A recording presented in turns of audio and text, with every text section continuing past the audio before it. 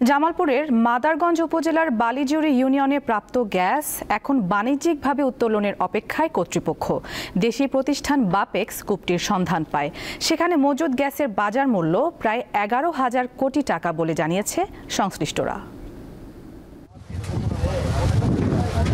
জামালপুর এক নামে প্রকল্পের আওতায় বাপেক্সের নিজস্ব জনবলের মাধ্যমে চলতি বছরের 24 জানুয়ারি শুরু হয় খনন কাজ।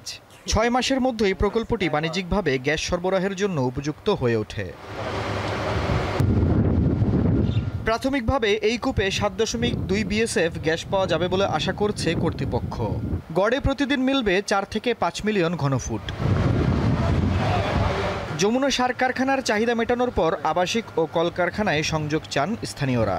এই খননে আমরা খুশি, যথেষ্ট খুশি, গ্যাস পাওয়া গেছে। তবে সরকার আমাদের পর্যাপ্ত আমাদের মন খুশি করে দিয়ে আমরা এই খুশি। এলাকার ছেলেমেয়েগুলি কর্মসংস্থান পাবে। পাশাপাশি যেহেতু আমরা জায়গা জমি থেকে আবাদ মৌসুম করতাম, আবাদ মৌসুম বন্ধ হয়ে গেছে। আবাদ মৌসুম বন্ধ হওয়ার তাগিদে আমরা এলাকার আশেপাশে কিছুটা গ্যাসের চাহিদা পূরণ করতে পারি। যমুনা ফাইল হাজারটা বন্ধ হয়ে আসা দীর্ঘদিন যাবৎ আমাদের কৃষকের ভীষণ কষ্ট হইতেছে এবং দেশেরও ক্ষতি হইতেছে ভীষণ।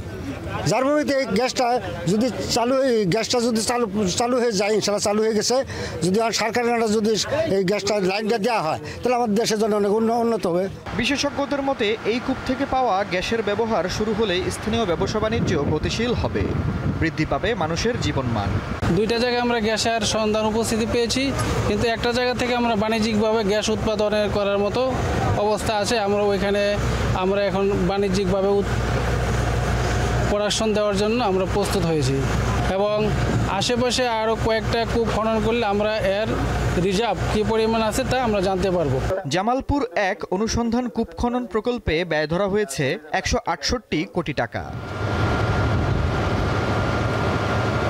দীপ্ত বার্তা কক্ষ।